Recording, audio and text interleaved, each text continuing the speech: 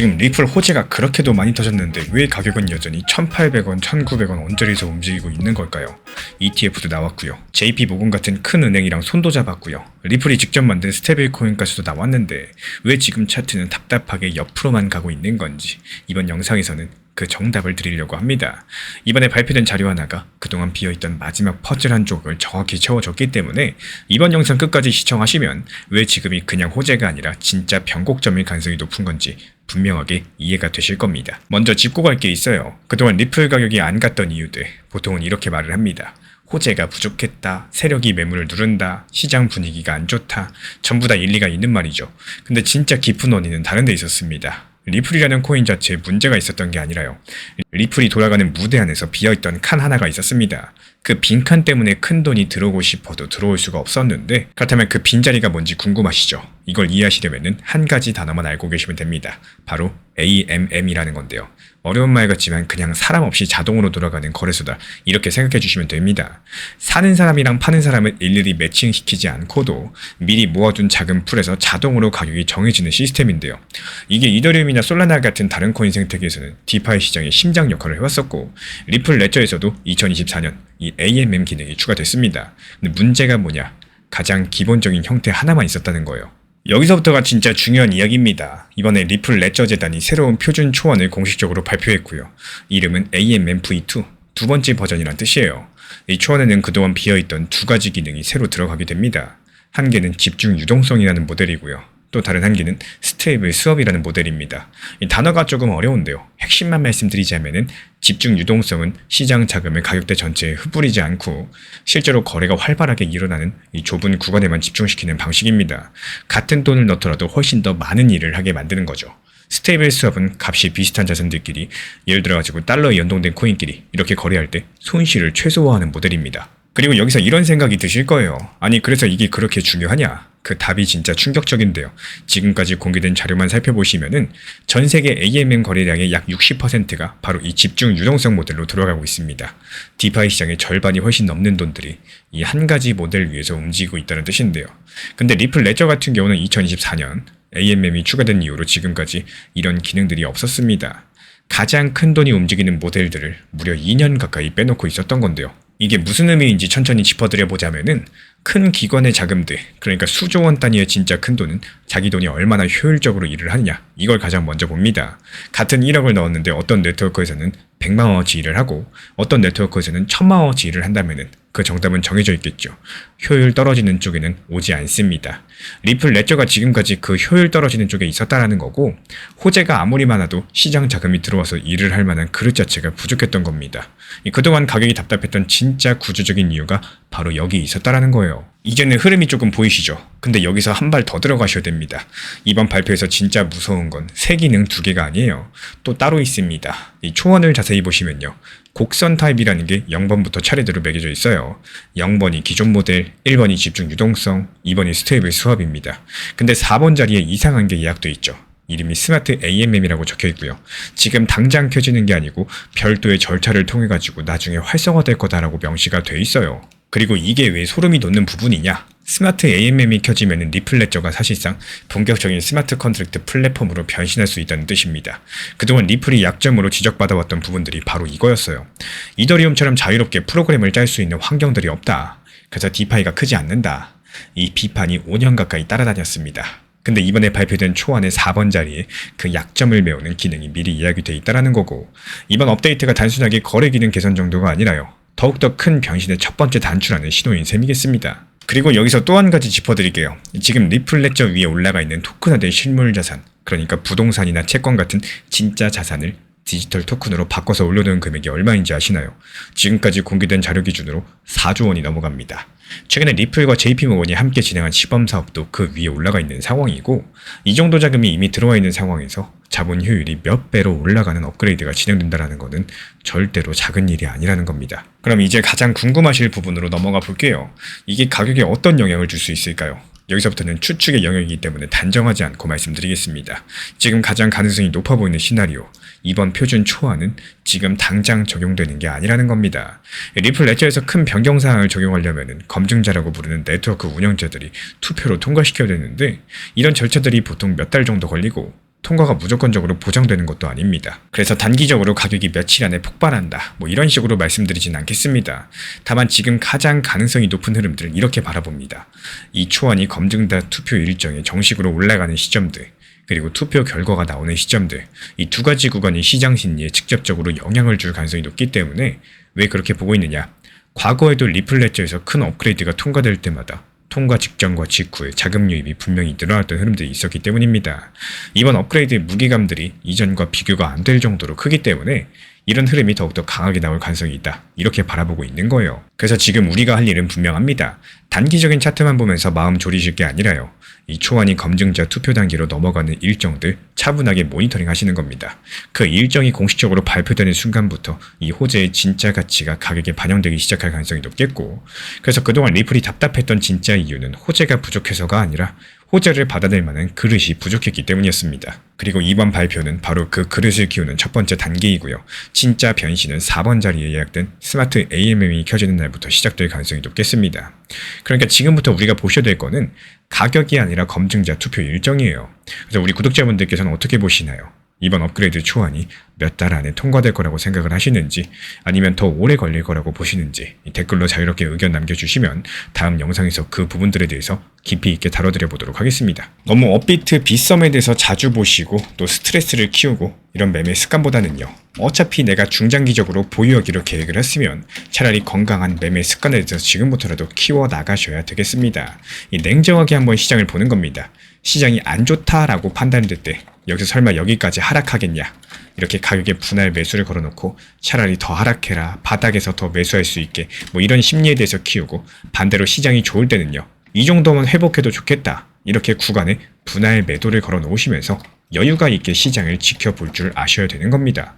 단기 종합방에서도 리플코인 같은 경우에 적당한 단기 고점과 저점을 활용하실 수 있도록 1,800원 라인에서 매수를 해가지고 저점을 활용해서 목표 타점에 대해서 방향성을 키워나가는 이유들도요, 결국에 내가 단기 저점과 고점에 대한 컨트롤이 되셔야 되는데, 이 적당한 구간의 매수, 그리고 매도를 걸어 놓으시고 다시 떨어졌을 때 매수하는 이런 비중 조절과 원칙 매매들에 대해서 잊지 않으셨으면 좋겠습니다. 지금부터 제가 드리는 말씀 잠깐만 집중해서 한번 들어보세요. 이번에 FTX가 다시 움직였습니다. 7월 31일부터 채권자들한테 돈을 풀기 시작한다, 공식적인 발표를 남겼고요. 근데 많은 분들께서 이 뉴스를 보고 본능적으로 떠올리는 생각이 있죠. FTX가 들고 있던 그 어마어마한 리플 물량들, 이거 다시 지금 시장에 풀리는 거 아니냐. 솔직히 이런 공포들 지난 2년 동안 리플 홀더분들 머리 위에서 그림자처럼 따라다녔었습니다. 근데 제가 오늘 자료를 끝까지 파보고 나서 도달한 결론은 조금 다른 내용인데요. 이 진짜 지금 보셔야 되는 거는 지금부터 풀리는 물량들이 아니라 받게 될 돈입니다. 왜 이렇게 정반대로 보셔야 되는지 지금부터 차근차근 풀어드려 보도록 하겠습니다. 먼저 이번에 발표된 내용부터 짧게 한번 정리하고 갈게요. FTX 같은 경우에 다음 배상의 기준일을 6월 16일로 잡았고요. 실제로 돈이 풀리는 날은 7월 31일입니다. 이 채권자들 측에서 그 전에 신원 확인을 마치고 비트고, 크라켄, 페이오니아 이 세 곳 중에 한 곳에 계좌를 등록해야지 돈을 받을 수가 있는데요.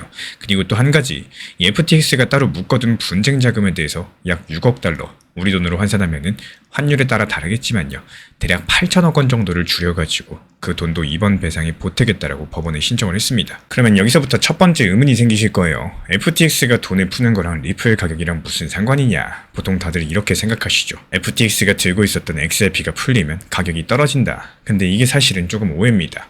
FTX가 파산하면서 들고 있던 코인들 이미 오래전에 정리가 시작이 됐고요. 큰 물량들은 이미 시장 밖에서 청산이 진행됐다는 것들이 지금까지 공개된 자료의 흐름들인데요.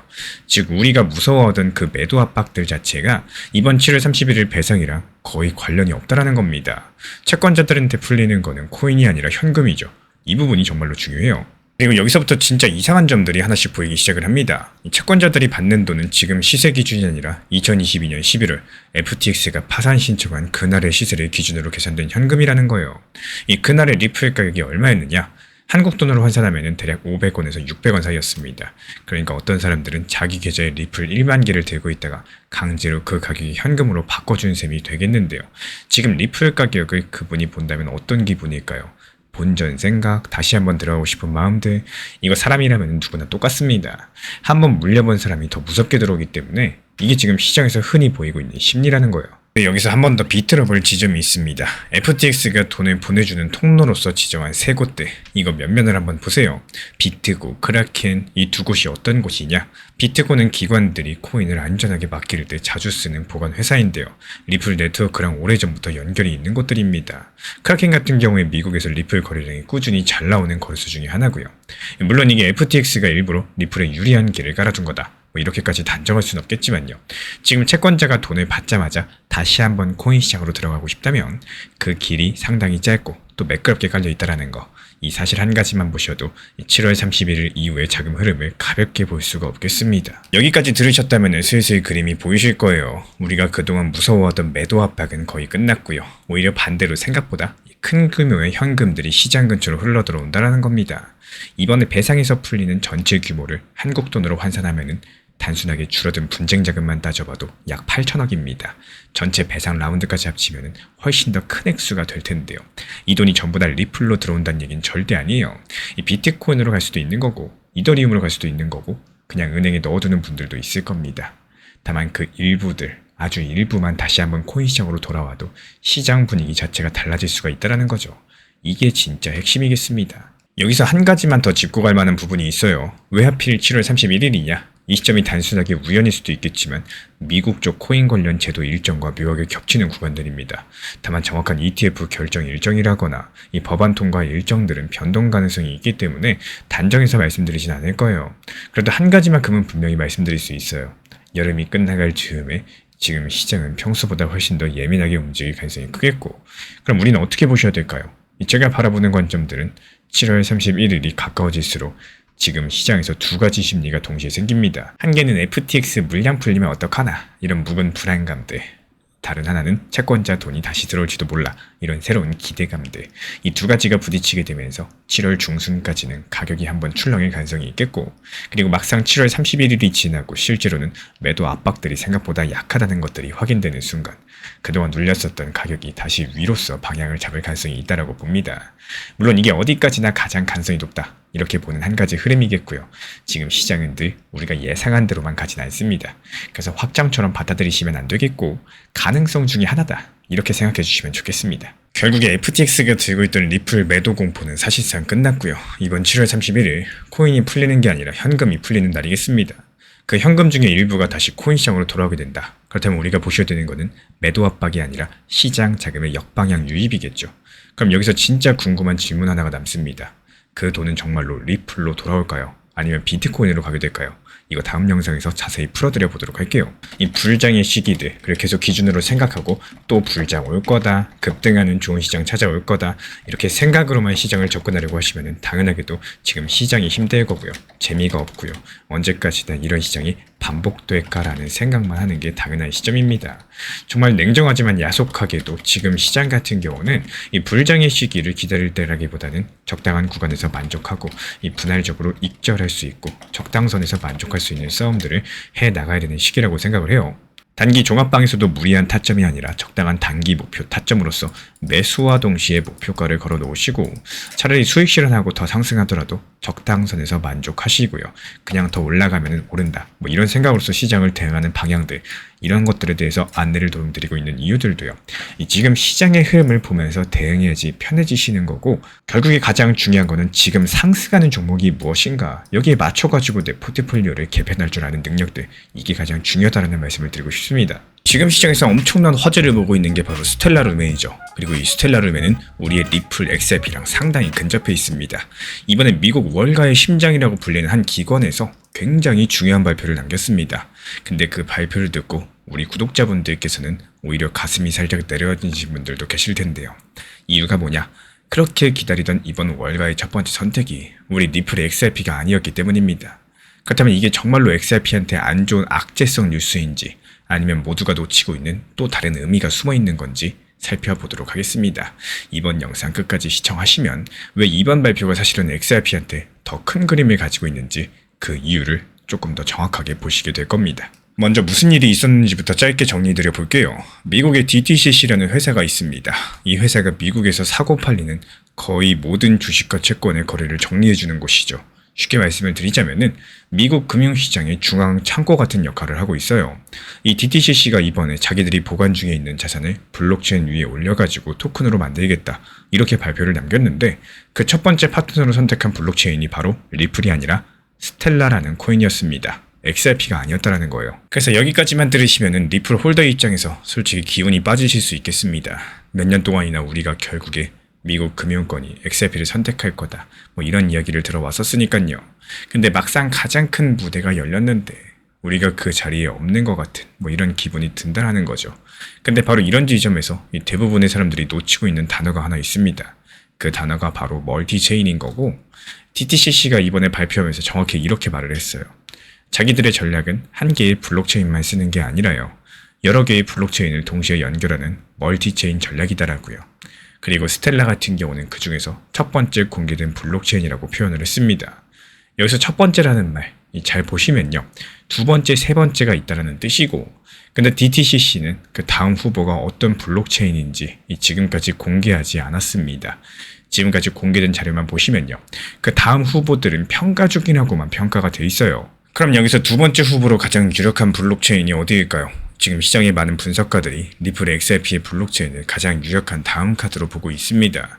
그리고 왜 그런지 간단하게 말씀을 드려보자면은, 지금 미국에서 기관이 쓰기에 안전하면서 결제 속도가 빠르고 거래 비용이 거의 들지 않는 블록체인은 손에 꼽힙니다.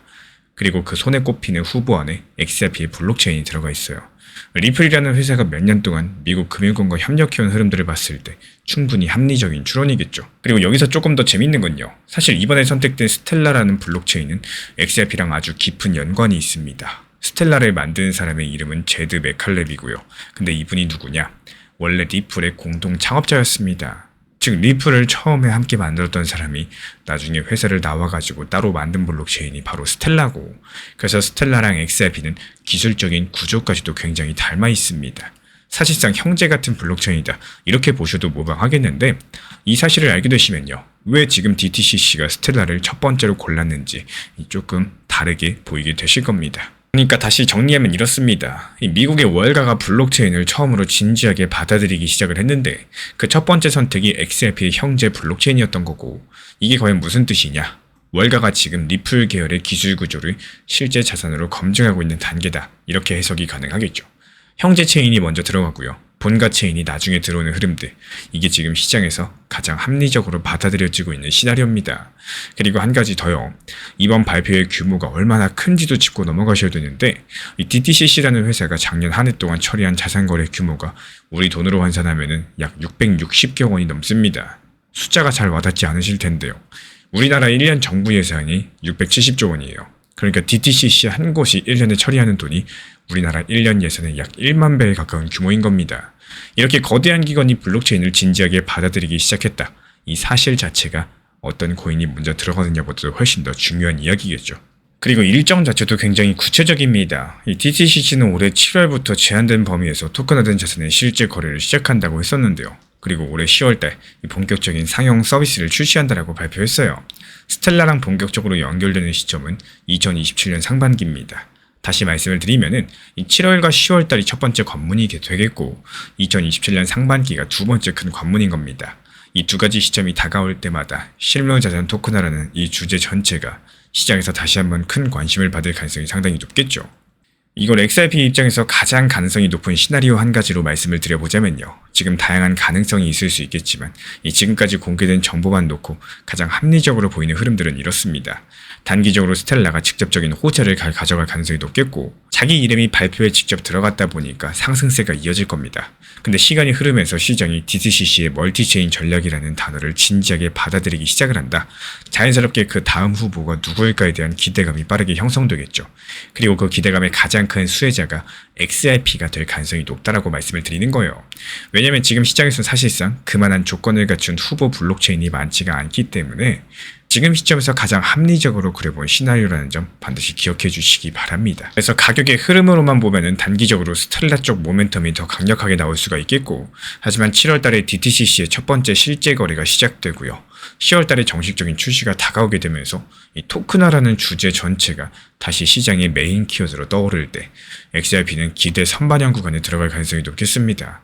즉 지금 실제 발표보다도 먼저 가격이 움직일 수 있다. 이런 말씀을 드리는 거고요. 근데 이거는 가격을 보장한다는 말이 아니라 이 과거 비슷한 패턴들이 반복되어 왔다. 이런 점들을 근거로 말씀을 드리는 겁니다. 그리고 한 가지만 더 짚어드려 보도록 할게요. 이번 사건에서 진짜 중요한 변화는 XRP가 선택이 됐냐 아니냐 이게 아닙니다. 진짜 중요한 변화는 미국 금융 시스템의 가장 깊숙한 영역이 이제 블록체인의 미래의 후보가 아니라 지금 당장 연결할 수 있는 인프라로 보기 시작했다. 바로 이 점이겠죠.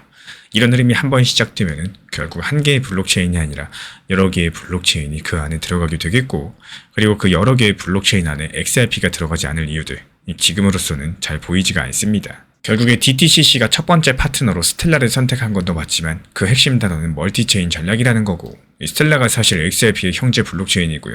지금 시장은 그 다음 후보로 XRP의 블록체인을 가장 유력하게 보고 있습니다. 그리고 진짜 중요한 분기점은 올해 7월달과 10월달이에요. 그렇다면 우리 구독자분들께서 만약에 7월달 이 DTCC가 실제 거래를 시작할 때 정말로 두 번째 블록체인이 발표가 된다면요. 그 다음 후보가 과연 어디일지 이 질문에 대한 정답을 다음 영상에서 더 깊이 있게 다뤄보도록 하겠습니다.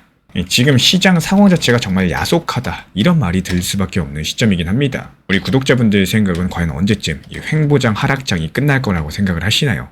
지금부터는 생각하기 나름의 시장이다 이렇게 보여지고 있는데요.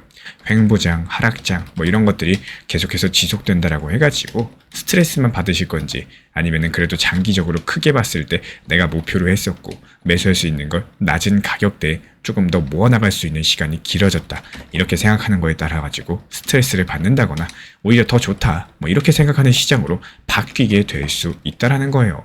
리플도 결국에는 선택의 차이겠지만요. 중장기적으로 선택을 했고 상승할 거라고 생각을 하고 있었다면 얼마나 평균 단가를 관리하고 조금 더 내가 효율적으로 모아나가고 대응할 수 있느냐, 여기에 따라 가지고 지금 시장 자체가 부정적으로만 혹은 그래도 오히려 더 좋다 이런 긍정적으로 시장을 바라볼 수 있게 되는 관점의 차이가 될 거라고 생각을 합니다. 지금 리플 들고 계신 분들 솔직히 마음이 편하진 않으실 겁니다. 지금 1,900원, 2,000원 근처에서 겨우겨우 버티고 있는 모습인데요. 이것마저도 깨지면 어디까지 빠질지 머릿속이 복잡하실 거예요. 근데 오늘 제가 보여드릴 데이터를 보시면 생각이 조금 달라지실 수 있겠습니다. 왜냐면 가격은 죽어가고 있는데요. 이 리플 안에서 전혀 다른 일들이 벌어지고 있거든요. 도대체 지금 이 시점 누가 어디서 무엇을 하고 있는 건지 살펴보도록 하겠습니다. 그리고 이 질문에 답을 드리기 전에 먼저 지금 시장 상황부터 짧게 정리드려 볼게요. 리플 가격이 지금 한국 돈으로 1,900원, 2,000원 부근까지 내려와 있는 상황이죠. 차트로 보면 50일 평균선, 100일 평균선이 위에서 누르고 있는 상황이고요. 이게 무슨 말이냐? 최근에 한두 달 동안 매수한 사람들 대부분이 손해보고 있다는 뜻입니다. 위에서 누군가가 사고 싶어도 이미 비싸게 산 사람들이 본전이라도 찾으려고 자꾸 팔아버리다 보니까 가격이 올라가지 못한다라는 건데, 모멘텀 지표라고 부르는 RSI 숫자도 힘이 빠진 상태고요. 한마디로 차트만 놓고 보면 정답이 잘 보이지 않는 자리입니다. 근데 여기서 진짜 중요한 이야기가 시작이 돼요. 그리고 가격이 이렇게 약한 동안에 리플 네트워크 안에서 거래량이 다시 살아나고 있죠.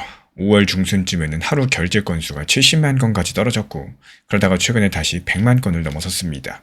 숫자만 봤을 때 그냥 늘어났나 이러고 넘길 수도 있겠는데, 이게 그렇게 단순한 이야기가 절대 아닙니다. 왜 그런 건지 지금부터 천천히 풀어드려 보도록 할게요. 먼저 결제 건수가 뭔지부터 짚고 가겠습니다. 이건 리플 네트워크 안에서 실제로 돈이 오고 간 횟수인데요. 누군가 리플을 보내고 받고 거래소끼리 옮기고 결제 서비스가 돌아가는 이 모든 활동들이 다 여기에 잡힙니다. 그러니까 이 숫자가 늘어났다는 거는 이 가격과는 상관없이 리플을 실제로 쓰는 사람들이 늘었다는 뜻이고, 가격은 사람들의 기대감을 반영하고요. 결제 건수는 진짜 사용량을 보여주는 겁니다. 이 두 개가 따로 움직인다. 이게 바로 이번 영상의 핵심이 되겠는데요.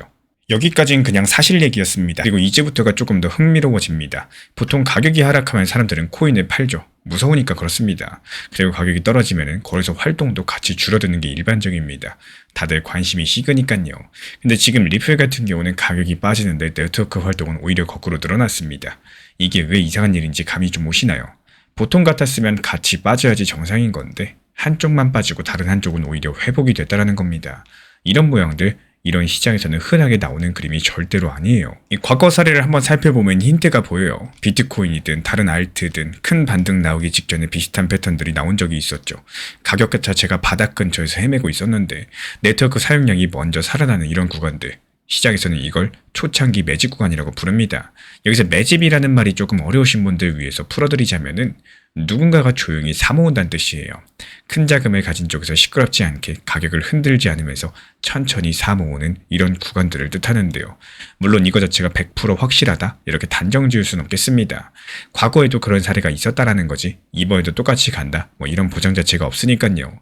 근데 지금까지 공개된 자료를 보시면은 지금 리플에서 나타나는 모양들 그 패턴과도 상당히 닮아있다는 것만큼은 사실이겠습니다. 그리고 여기서 한 단계만 더 들어가 볼까요? 왜 결제 건수가 70만 건에서 100만 건으로 돌아왔다는 게 중요한 신호인지. 이 70만 건이라는 숫자는 사람들이 리플에 관심을 많이 잃었던 시점이죠. 가격 빠지니까 거래소에서 사고 파는 사람들 줄어들고 송금하는 사람들 줄어들고 다 같이 빠진 상태였어요. 근데 가격은 더 빠졌는데 결제 건수만 다시 100만 건을 회복을 했다는 거는 가격을 보고 떠난 사람은 떠난 그대로인데 실제로 리플을 쓰는 활동은 따로 돌아왔다는 뜻입니다. 약한 손들은 이미 전부 다 떨려 나갔고요. 남아서 진짜 쓰는 쪽만 활동을 유지하고 있다는 뜻이겠죠. 그리고 이게 왜 소름 돋는 이야기인지는 이제부터 보이기 시작을 하실 거예요. 가격을 만드는 건 결국 사람들의 매수와 매도입니다. 근데 팔 사람들이 어느 정도 다 팔고 나면 그 다음에는 작은 매수만 들어와도 가격이 움직이기 시작을 하죠. 그럼 이제 가장 궁금하실 질문으로 넘어가 보자면은 앞으로 리플 같은 경우에 어떻게 될 가능성이 가장 높을까요? 가장 가능성이 높다고 보는 시나리오는 이 단기적으로 지금처럼 1,900원, 2,000원 근처에서 옆으로 가는 흐름들 더 이어질 가능성이 있겠습니다. 이 위에 평균선들이 누르고 있다 보니까 한 번에 위로 뚫고 올라가기는 쉽지가 않기 때문에 이 자리 지켜내주면서 동시에 결제 건수가 하루 100만 건 위에서 꾸준히 유지만 돼준다면 그림이 달라질 수밖에 없겠죠. 그럼 시간이 가면서 위에서 팔던 사람들이 점점 줄어들게 될 거고요. 그 사이에 매집이 마무리되면서 이동평균선 돌파가 가능한 자리가 만들어지게 될 겁니다. 그때부터가 진짜 반등의 시작이 될 수 있다는 거예요. 그리고 이 시나리오를 왜 가장 가능성 높게 보느냐? 이유는 딱 두 가지입니다. 먼저 가격이 빠지는데 네트워크 활동이 살아있다는 거, 지금 시장에서 흔히 보이는 약세 마무리 신호 중에 하나입니다. 그리고 과거에 비슷한 모양들이 나왔던 자리에서는 시간이 조금 걸리긴 하더라도요. 결국에 반등 흐름으로 이어진 경우가 많았었기 때문에 그래서 XRP 가격 기준으로 1,900원, 2,000원 라인, 결제 건수는 다시 70만 건 라인, 이 아래로 내려가면 시나리오 자체가 바뀌게 되겠죠. 그래서 이 두 가지 숫자를 같이 보고 계셔야 되는 거고, 가격이 버텨주는지, 결제 건수가 100만 건 위에서 유지가 되는지 이 두 가지만 챙기시면 큰 그림이 보이게 되실 거예요. 그리고 여기까지 따라오신 분들은 이제 차트만 보는 분들과는 완전히 다른 눈으로 시장을 보시는 겁니다. 대부분의 분들께서 가격 빠지면 무서워서 팔고 가격 올라가면 뒤늦게 따라오시죠. 근데 진짜 시장을 읽는 사람들은 가격이 아니라 그 뒤에 있는 데이터를 바라보십니다. 지금 리플에서 나타나는 모양들, 적어도 데이터만 놓고 봤을 때 무작정 던질 자리는 아니다. 이런 신호를 보내고 있는 상황이고, 리플 가격은 약세겠지만요. 네트워크 활동은 70만 건에서 100만 건으로 회복이 됐고요. 과거의 초창기 매직 구간에서 나왔던 패턴과 상당히 닮아 있습니다. 그래서 단기적으로 횡보가 더 이어질 가능성이 높겠지만 이 1,900원 지지, 100만 건 유지, 이게 두 개가 같이 가게 되면은 반등 구조가 만들어질 수 있는 자리라는 거예요. 그래서 지금 시장에서 진짜 보셔야 될 거는 차트만 보시는 게 아니라 그 뒤에 있는 데이터라는 것들, 이거 하나만 가져가시면 되겠습니다. 그럼 마지막으로 한 가지만 더 여쭤보고 싶어요. 만약에 이 매집 자체가 정말 끝나가는 자리라면은 그 다음에 가격을 끌어올릴 진짜 방어세는 과연 무엇이 될 수 있을까요? 다음 영상에서 그 이야기들 이어가 보도록 하겠습니다. 지금 시점에서의 코인 시장은 상승 사이클이 올 때는 크게 오지만요. 정말 신기하게도 그 반대인 하락 사이클이 오면은 정말 지루하고 답답하고 그만두고 싶을 정도로 하락과 보합권 시장이 길어지는 이런 느낌들을 받게 됩니다. 그럼 쉽게 생각을 해보시면은 상승은 짧고 굵게 오는데 여기에 비해서 하락은 길어진다. 이런 느낌을 받는다는 소리인데요. 한번 쉽게 예시를 들어보면요. 이 트럼프 당선되면서 600원이던 리플이 5,000원까지 상승하는데 몇 개월 안 걸렸었고 5,000원짜리 리플이 2,000원까지 하락하는데 긴 시간이 소요되면서 심지어 그 가격대에서 오랜 시간들이 흘러가고 있습니다. 이 시장 패턴을 조금만 이해를 해보시면은 단기 급등과 상승 파동이 찾아올 때는 이제는 분할 익절이라는 것들을 반드시 해야 되는구나. 이런 시점과 타이밍이라는 거고요. 반대로 하락으로 이어질 때는 굉장히 긴 하락, 이 보합권 장세가 이어지기 때문에 현금 비중의 중요성 자체가 커진다는 겁니다. 하락 다음으로 상승으로 이어지는 패턴들, 당연히 이것도 시장의 패턴이겠죠. 그럼 다음 반등에서는 이게 빨리 올까요? 천천히 올까요? 급등할 가능성이 조금 더 높겠죠. 이에 따른 비중 조절, 분할 매수 매도, 이 원칙 매매가 점점 더 중요해지는 시점이다. 이렇게 보시는 게 맞겠습니다. 이번에 미국의 플로리다 밤하늘이 거대한 불균형에 휩싸였죠. 전 세계 최고 부자 중에 한 명인 제프 베이조스가 만든 로켓가 무려 발사대 위에서 그대로 폭발해버렸습니다. 근데 이 뉴스에 가장 먼저 반응한 건 뜻밖에도 도지코인을 들고 있는 투자들이었어요. 로켓가 터졌는데 왜 도지코인이 들썩이고 있을까요? 이게 진짜 도지한테 좋은 소식인 건지 아니면 그냥 잠깐 스쳐가는 분위기인지 이번 영상 끝까지 보시면 이 두 가지를 가르는 기준 한 가지를 가져가시게 될 겁니다. 먼저 무슨 일이 있었나 차근차근 살펴보도록 하겠습니다. 이 로켓의 이름은 뉴글렌인데요. 만든 회사는 블루 오리진이고요. 그리고 이 회사의 주인이 바로 제프 베이조스입니다. 우리가 알고 있는 그 아마존을 만든 사람 맞아요. 이 사고가 난 건 5월 28일이었어요. 장소는 미국의 플로리다의 우주 발사장이었고요. 근데 이게 진짜로 발사를 하다가 터진 게 아닙니다. 이 정지 연소 시험이라는 거를 하던 중이었었는데 말이 조금 어려울 수 있어요. 쉽게 말씀드리자면은 로켓을 발사대에 꽉 묶어둔 상태로 엔진만 켜보자 뭐 이런 시험이었던 겁니다. 말 그대로 진짜로 날려보내기 직전에 이상이 있나 없나 미리 확인하는 실험이었어요. 그리고 그 실험을 하던 도중에 로켓가 발사대 위에서 폭발을 해버린 겁니다. 원래는 다가오는 6월 4일쯤에 발사할 예정이었었고요. 다행히도 다친 사람은 아무도 없었지만 다행히도 이번 폭발로 인해 가지고 다친 사람은 없었습니다. 베이조스 측에서도 곧바로 입장문을 냈는데요. 아직까지 원인은 잘 모르겠지만 필요한 건 다시 만들어서 또다시 날리겠다. 이렇게 공식적인 발표를 했습니다. 여기까지는 다들 비슷하게 아는 뉴스일 겁니다. 근데 여기서 진짜 중요한 건요. 이 로켓이 무엇을 위한 로켓이었나? 이게 중요해요. 뉴글렌 측에서는 그냥 평범한 로켓가 아니었습니다. 일론 머스크를 따라잡기 위한 이 베이조스의 가장 중요한 카드였어요. 핵심 중에 핵심이었다라는 거고요. 지금 우주 사업에서 1등이 누구죠? 누가 봐도 일론 머스크의 스페이스X입니다. 이 회사는 로켓을 한 번 쓰고 절대 버리지 않아요. 또다시 회수해가지고 재사용을 합니다. 그래서 값이 저렴하고 발사 자체도 자주 하죠. 베이조스가 거기서 한참 뒤쳐져 있는 상황인데요. 또 그 격차를 줄여줄 카드가 바로 이 뉴글렌이었습니다. 게다가 이 로켓 같은 경우는 아마존만의 것도 아니었어요. 미국의 항공우주국 나사가 달에 사람을 보내는 계획에도 쓰일 예정이었기 때문에 그만큼 중요한 로켓이었다는 뜻입니다. 근데 문제가 하나 더 있습니다. 이번이 처음 겪은 사고가 아니라는 건데요. 바로 직전 발사 때도 위성을 제 궤도에 제대로 올리지 못하는 실패가 있었고 말 그대로 한번 삐끗하고 또다시 터진 거예요. 쫓아가야 되는 쪽이 자꾸 넘어지고 있었다라는 거죠. 그럼 이게 도지코인하고 어떻게 연결되는 걸까요? 조금만 더 깊이 들어가 보겠습니다. 여기서부터가 조금 놀라운데요. 베이조스의 아마존은 지금 인공위성으로 인터넷을 까는 사업을 하고 있죠. 하늘에 위성을 잔뜩 띄워가지고 전 세계 어디서나 인터넷을 쓰게 만드는 사업입니다. 그런데 이 사업 같은 경우는 머스크가 이미 똑같이 하고 있습니다. 머스크의 위성 인터넷 이름은 스타링크고요. 즉 두 사람은 같은 시장에서 싸우고 있는 경쟁자라는 겁니다. 근데 여기서 중요한 건요. 이 베이조스의 위성을 그 누구 로켓에 실어가지고 올리고 있을까? 이게 중요하다라는 겁니다. 정말 놀랍게도 머스크의 스페이스X 로켓이고요. 경쟁자의 위성을 경쟁자의 로켓에다가 돈을 내고 실어 올리고 있다라는 거고 지금까지 공개된 자료를 살펴보면은 아마존은 작년 말 당시 스페이스X 로켓 발사를 10번이나 추가로 더 사들였습니다. 원래부터 예약해둔 것들에 더해가지고 이렇게 진행하고 있는 데는 이유가 존재합니다. 미국 정부가 정해준 기한이 있거든요. 그게 바로 올해 7월 말까지입니다. 띄우기로 한 이성의 절반 정도는 하늘에 올려야 되기 때문에 올해 1월 말 기준으로 보면은 그 절반에 한참 미치지 못한 상태였었고 지금 말 그대로 시간은 없고요. 자기 로켓은 믿업지 못하고요. 그래서 경쟁자 로켓이라도 빌려야 되는 상황이 온 겁니다. 그 와중에 믿었고 있었던 자기 로켓들까지 이렇게 터져버린 거죠. 말 그대로 설상가상인 상황입니다. 여기까지 들어보시면 그림이 조금 보이실 거예요. 베이조스가 휘청일수록 일론 머스크의 힘은 오히려 더 강해진다는 거. 그러니까 도지코인을 들고 있는 사람들이 이 뉴스에 반응을 한 거고 근데 여기서 제가 솔직하게 한 가지 짚고 가자면요. 지금까지 말씀드린 얘기들은 일론 머스크가 우주에서 점점 더 강해진다는 거였어요. 그게 도지코인 가격을 직접적으로 올린다는 뜻일까요? 냉정하게 말씀드리자면 그건 아닙니다. 로켓가 터진 거랑 도지코인 가격 사이에서는 직접적인 연결고리가 없죠.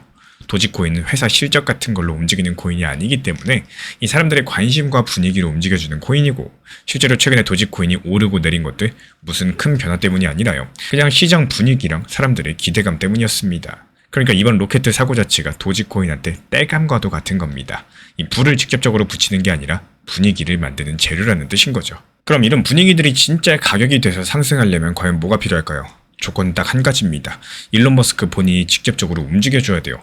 예를 들어가지고 머스크가 도지를 한번 입에 올려준다거나 자기 서비스에서 도지로 결제를 하게 해준다거나 뭐 이런 행동들이 나와야지만 분위기가 진짜 상승세로 바뀌게 될 겁니다. 근데 이런 부분들 해석이 갈리겠지만요. 지금 일론 머스크는 그럴 상황만큼은 아닌 것 같습니다.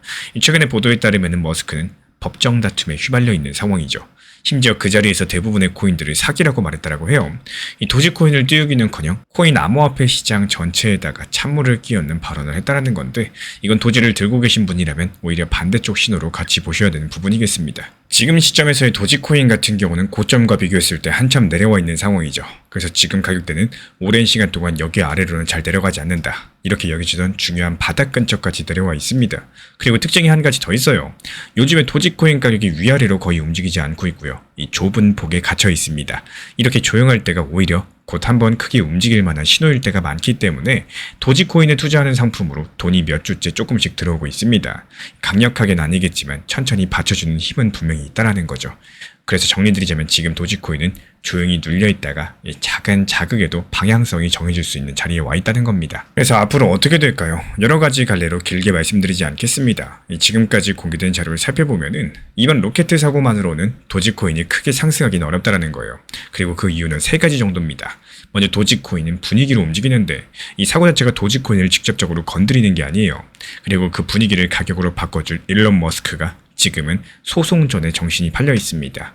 그리고 머스크가 오히려 코인에 부정적인 말을 한 상황이기 때문에 당분간 도지코인이 비트코인 흐름을 따라가게 되면서 지금의 자리를 지킬 가능성이 높다. 그리고 이런 흐름들이 바뀌는 순간은 딱 한 가지겠습니다. 일론 머스크가 다시 한번 도지코인 쪽으로 움직이는 이 진짜 신호가 나오는 타이밍일 텐데요.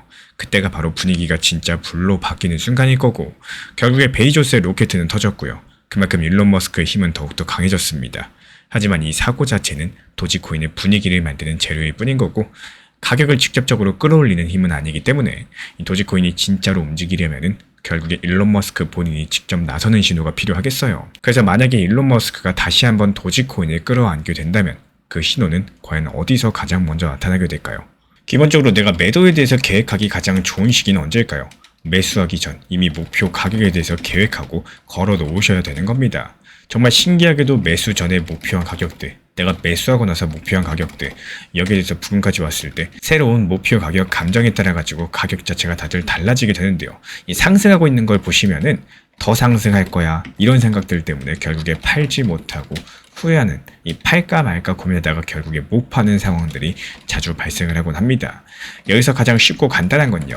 차라리 내가 매수하기 전에 생각한 목표 가격을 걸어놓고 쳐다보지 않고 욕심을 내지 않는 행동입니다. 이 단기 종합방에서도 마찬가지였어요. 매수와 동시에 차라리 목표 가격에 대해서 걸어놓을 수 있게 같이 이렇게 안내를 드리고 있는 이유 자체가 결국에 파셔야지 내 돈이기 때문에 효율적인 대응과 팔지 못하고 후회하는 것보다는 팔고 나서 더 상승하면은 그냥 그때 더 내려오라 이렇게 박수치는 방향으로서 안내드리고 있는 이유이기도 합니다. 결국에 1에서 10의 점수가 있다면요. 매번 10만을 고를 수는 없습니다. 적당하게 7에서 8 사이 이렇게 고르고 만족할 수 있는 매매 습관들 이런 것들을 키우는 게 훨씬 더 건강하다 이 말씀을 드리고 싶어요. 최근에 시장이 너무 답답하다 보니까 정보방 입장에 대해서 문의 주시는 분들께서 많아지셨어요. 먼저 제일 중요하지만요. 제가 안내드리는 모든 정보방은 업비트, 빗썸, 현물 매매로서만 안내 도움 드리고 있습니다. 지금 화면에 보이시는 번호나 혹은 댓글 링크에 있는 신청란을 통해서 신청 주시면은 안내를 도움 드리고 있고요. 이 세 가지 방 중에 필요로 하신 방을 체크해서 신청 주시면은 필요로 하신 방에 맞춰가지고 입장 안내 드리고 있습니다. 먼저 리플 전용방 같은 경우에 리플에 대한 중요 이슈, 그리고 리플에 대한 단기 저점과 단기 고점, 중장기적으로 보는 중요 타점 같은 핵심 내용에 대해서 안내드리고 있기 때문에 영상 시청해주시는 우리 구독자분들께서 리플이라는 코인이 장기적으로 좋다라는 건 알고는 있지만 현재 같은 시장에서는 많은 답답함을 느끼시는 분들께서 정말로 많이 계실 거라고 생각을 합니다. 이 적당한 일부 비중은 단기 고점과 저점을 살려서 효율적인 대응을 만들어 가시고 또 오히려 중장기적으로 더 잘 가져가기 위한 효율적인 매매하시는 것들을 추천드려요. 그리고 두 번째로 종합 브리핑방입니다.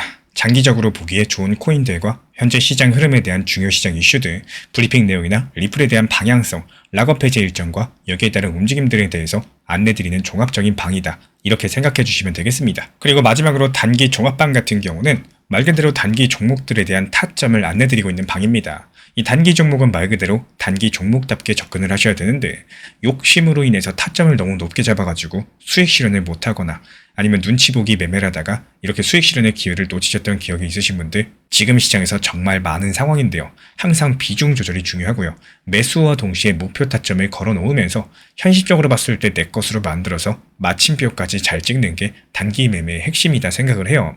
단 여기서 중요한 거, 아무리 내가 좋아하고 시기가 좋고 스스로 괜찮다고 판단하셔도 몰빵 매매는 정말 위험하기 때문에 매번 말씀드리는 비중 조절 원칙 매매로 접근하시는 게 가장 중요합니다.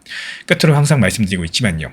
저는 업비트, 빗썸, 현물 매매에 대해서만 안내를 도움드리고 있기 때문에 절대로 해외고래소, 선물 매매에 대한 고위험 리스크 매매에 대해서는 언급조차 드리지 않고 있습니다. 무조건적으로 업비트, 빗썸, 이렇게 현물 매매로 필요하신 분들께서만 입장 신청 주시면 안내 도움 드리도록 하겠습니다. 이 빠르게 가는 것보다 중요한 건요. 꾸준하고 길게 가는 게 더 중요한 투자 시장이다. 이렇게 생각을 해요. 건강한 비중 조절 원칙 매매 활용하시기를 늘 응원드리겠습니다. 이 리플 XRP의 매수 매도 타점은 순간의 판단이 전부예요. 그래서 우리 신사 채널에서는 시장의 숨결 하나하나까지 놓치지 않고자 모든 흐름들 실시간으로 모니터링 중에 있습니다. 이 단기 반등 구간이 열리는 순간 그 찰나의 기회 타점을 우리 구독자분들께 바로바로 전달드리기 위해서인데요. 우리 신사 채널을 이미 구독해주신 분들 중에서 실시간 커뮤니티방 참여를 원하신다면 지금 보이시는 번호로 문자 남겨주시면 되겠습니다. 이 혼자서 불안하게 바라보는 시장이 아니라요. 함께 흐름을 읽고 움직이는 경험들을 선사해 드리도록 하겠습니다.